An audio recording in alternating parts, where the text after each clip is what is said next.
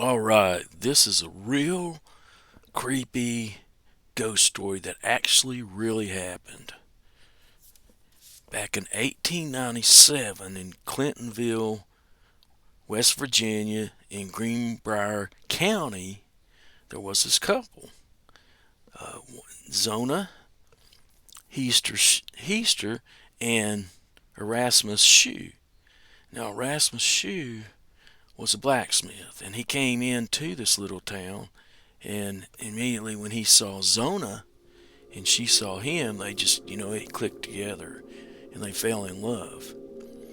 And then later they got married, so she became Zona Shue.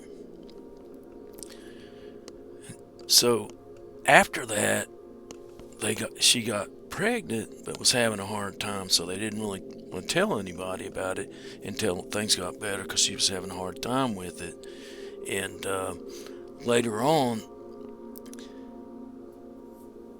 Erasmus, who's working in his shop, he's just really concerned. He'd hired an 11-year-old boy to help him, and that was his helper. And he was thinking, well, something could be wrong. I'm trying to get out of here this day, and these people were ordering horseshoes, so he's running late. And he told his helper, he said, "Can you go to the house and check on my wife for me?"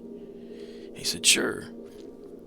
So the helper, rushed on down and went through the woods and to the house. And when he got there, he was kind of beating on the door, hollering out from Zona, "Zona, you hear?" And he couldn't hear anything. And he kind of noticed it's awful odd that it's about getting dark and there's no lights in the house, like there's no lamps lit.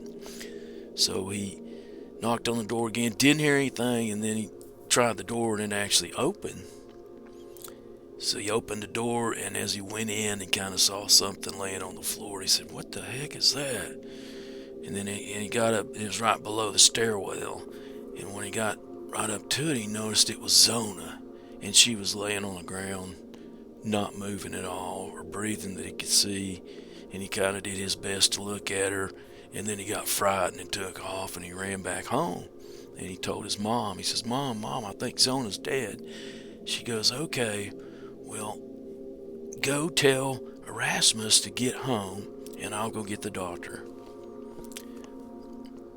So later on, it took the doctor a while to get there, and Erasmus showed up before he did at the house, and he realized, hey, she's dead. He was just sobbing and kind of, holding her head and kind of holding her, and her hair was really long. It was all wrapped around her neck, and he was just kind of caressing it in sadness. And the doctor came and said, "Okay, let's do an autopsy, or let me go take a look at least and see what we think happened here." And for a minute, Erasmus wouldn't get out of the way, and they said, "Okay." And then he went around to the back of her head and was still caressing her head around her, along her neck and down on her body.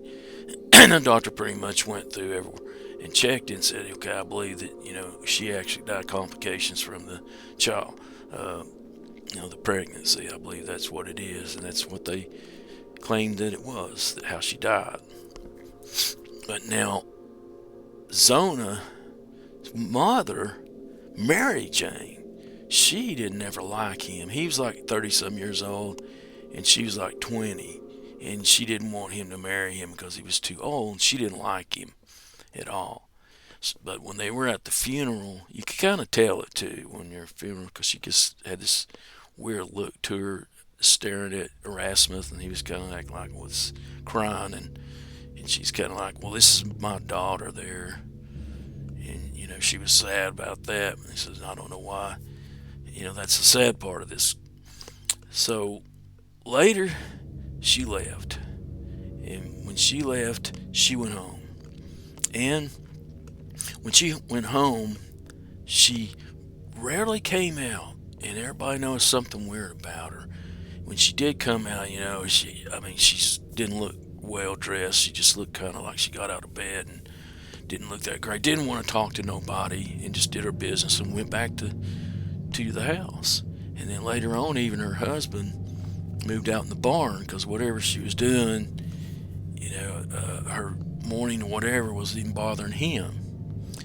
And And then, about a month later, one day she just came out of the house. And this time she was determined to go somewhere. So she went down to the local prosecutor's office and just walked in the door, didn't actually knock, and say, hey, and gave him this big story, crazy story. And the prosecutor looked at her like, that's one hell of a crazy story to tell somebody. It really is. But, I guess we can check something out if we need to. It won't harm.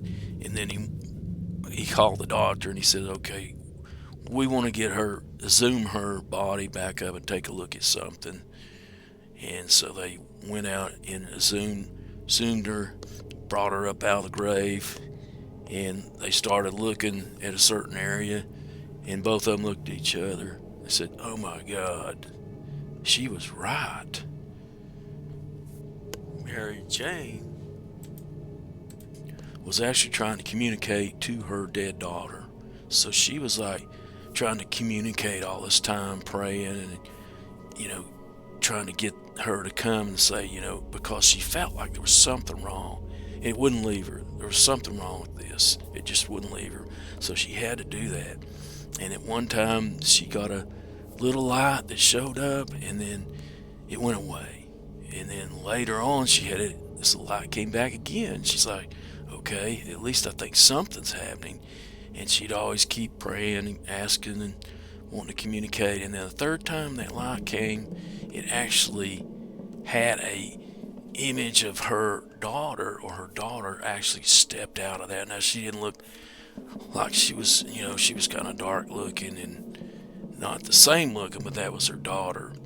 Kind of ghostly, like scary. And she actually got scared and backed up and said, oh my God, what did I do? But then she said, I've got to ask the question. She just asked, well, what can I ask her? I said, how did you die? And at that time, she kind of came up to her and then she kind of stood over her, and then her head twisted around, kind of like the Exorcist thing. It just kind of twisted around, and then she looked at her. She wouldn't speak a whole lot, the ghost wouldn't, but she was just doing motions, and then she went down on the ground, and her head was turned one way and her body's turned the other way, the ghost. And she looked at that. She goes, okay, I think I'm getting it. And then the ghost actually said something. Now you see how I died. And then it clicked on her. There's something else, something with her neck.